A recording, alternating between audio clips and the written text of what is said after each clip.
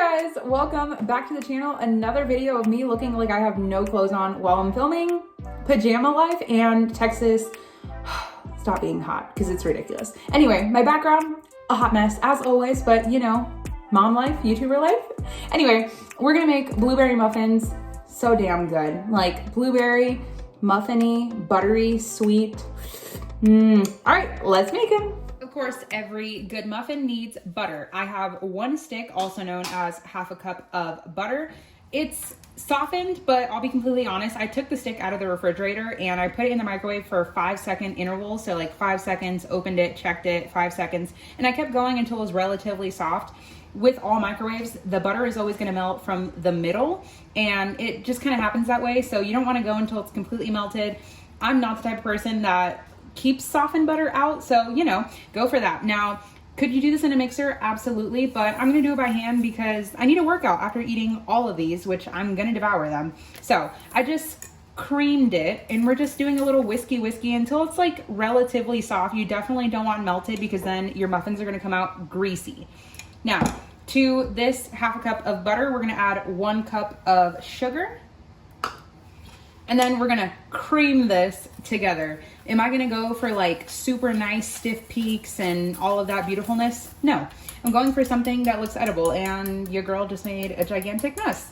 But what would one of my videos be if I didn't make a mess? Okay, so now we're just gonna put this down. Might need a silicone scraper to kind of break this up.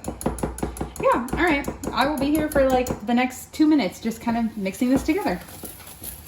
Then we can add our vanilla bean paste as always. So some of you guys asked me like, oh my goodness, like molasses. Some of you guys asked me what the difference between this compared to vanilla extract is. If I can get the lid on. The only difference between this is that this actually has flecks of vanilla bean in it. It wasn't very expensive because of course it has a couple other ingredients in there that you wouldn't typically want, but I mean, for the price, and people think you're fancy whenever you have actual vanilla beans in anything that contains vanilla. There you go. Then we can just give it a tiny little stir. Then we can add 2 whole eggs. Try not to get a shell. Those of you guys that are not very, I don't want to say you're not great at cracking eggs, but oh my goodness, what a mess. But those of you guys that don't feel very confident whenever it comes down to cracking eggs, crack it in a smaller bowl, even a cup, just to make sure that you don't get any shells. Sometimes I get it in there and I fish it out, but you know, on camera I try to make it look pretty for you guys, but just know I make a bunch of messes here. Then before we mix those eggs, we're gonna add just a couple of cracks of some salt. I'd say about like a 1/4 teaspoon, give or take. And then we're gonna mix. Always crack the yolks first, and my whisk is very much like just filled here. Now, whenever you add your eggs, this is not something that you wanna keep mixing for a long time. You're just wanting it to combine and not look like this. So you can either go in with a silicone spatula or just a whisk. It comes together. You guys are literally watching this happen real time. Perfect, done. You don't wanna continue to overmix because then you whip air into them. Whipped air into eggs is good depending on certain things you're making, but for this, we're not really wanting that. Kind of looks like a cornmeal batter. Then in another bowl, we're gonna do our dried ingredients. Could you do it all in one bowl? Sure, but I'm gonna give you guys the reasoning for why I'm doing 2 separate bowls. So as always, whenever it comes down to flour, scoop it down, scoop up, and just shake. You do not want to be pressing against the sides for many reasons I have explained, but I'll continue to explain because some of you guys this might be your first video that you guys are watching of mine.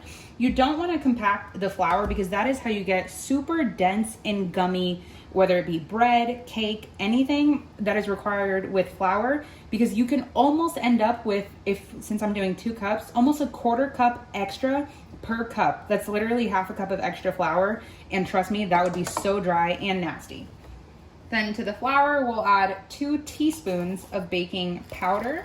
Same thing with the baking powder. You just want to scoop it in, shake, pull back. There you go.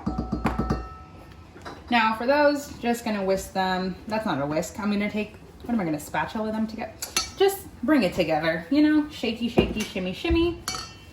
Then to our flour mix, and I'll explain why I'm gonna do that, we're gonna add our frozen blueberries. We need 2 cups. Would 2 cups be 16 ounces? Yes. Is this, 2 cups would be 16 ounces, right? Yes. Okay. So see, this is what happens. This is why it's so nice to have my little sous chef here, AKA my granny.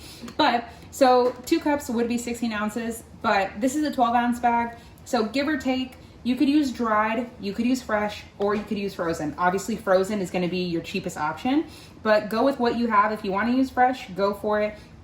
Give or take the season, they might be sweeter, they might be not as sweet, completely up to you. I know all of you guys are just hearing my voice and seeing my hand do this, but we're just gonna pour them in here. And of course, they're already like pretty wet on the outside because they're frozen.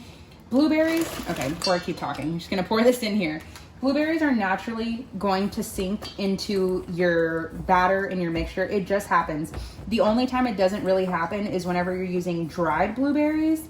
So it's up to you, but like I say, we're always going for taste rather than presentation because, I mean, I'm not into competition, you know? Okay, so coating them in the flour also helps to keep like a barrier on the outside of your berry whenever you are making these muffins. So this is gonna help, but are they still probably gonna sink? Maybe, but it's okay. Okay, that looks pretty good. They're all definitely coated. They look kind of cool. Then we're gonna add our buttermilk to our wet mixture. This is half a cup of buttermilk. You guys have heard me say before, we're just gonna scrape all of this in here. If you do not have buttermilk, most people don't unless you bake all the time or make muffins. If you take, so I need half a cup for this. If you take half a cup of whole milk, even 2% works, but whole milk preferably is better. Do not try it with almond or soy milk or whatever. And you add a teaspoon to a tablespoon, give or take how thick you need your buttermilk and depending on what you're using it for. If you guys have seen my pancakes with them, oh, so delicious. Just had them for breakfast. But if you add a teaspoon to a tablespoon of either white vinegar or apple cider vinegar, I would not recommend any other type because they impart not only a different color, but a flavor. That's gonna help curdle your milk, giving you buttermilk. Was that a super long explanation? Yes, but I hope you guys understood what I meant. Okay, nice and liquidy here. Pretty good. Now we can combine wet into dry.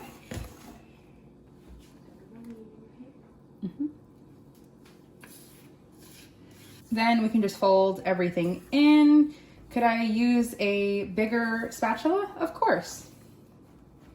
And of course, if you're gonna use dried blueberries, they're obviously dehydrated, so they're very like shrunken? Shrunken? Yeah, I think that's the word. They're gonna be dehydrated, so of course you would get a lot more blueberries in 2 cups of dehydrated than you would with fresh or frozen. So just kind of play it by eye. It's not really something that has to be exact. It's just kind of like a rough measurement because of course not all blueberries are created the same. Okay, we're almost there. So now we have our batter. It is going to be thick. That is the way you want it because since these are frozen, if you are using fresh blueberries, then I would add just a touch more buttermilk. I'd say like a tablespoon to 2 at a time and just kind of play it by, I was gonna say by ear, but by eye. And I'm just gonna take just a regular kitchen spoon and scoop it in here. This is not something you have to use like a cookie scraper thing for. You're just going for it. And we're just gonna flatten it out. And we're gonna do all of these. I just have a regular, what is this? What do you call these? A cupcake pan. And if I had a muffin pan, would I do that? Sure, but you know. Now our muffin trays are lined. Did I just say lined? They're filled.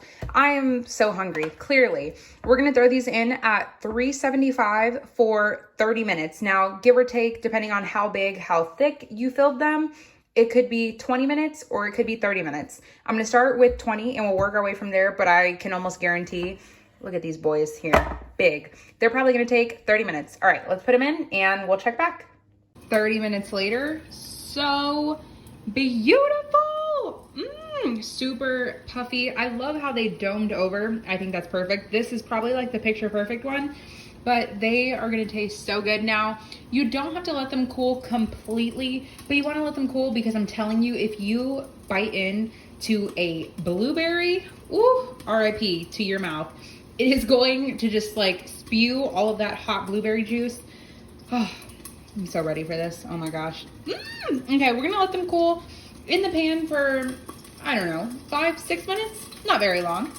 Okay, clearly we're getting some weird lighting here. I ate a good majority of this. This is so freaking good. I just thought I'd show you guys how pillowy and tender it is inside. Obviously it was piping hot, but I didn't care.